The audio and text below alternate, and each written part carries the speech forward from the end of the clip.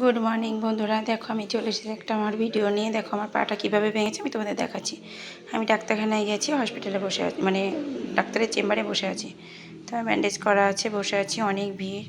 তো দেখো আমি কোথায় গেছি, এটা আমাদের কৃষ্ণনগর। ডাক্তার এখানেই বসে। তো সবাই যাওয়া আসা করছে, আমরা বাইরে বসেছিলাম, ভিতরে একটু জায়গা কম পেয়েছি দেখে।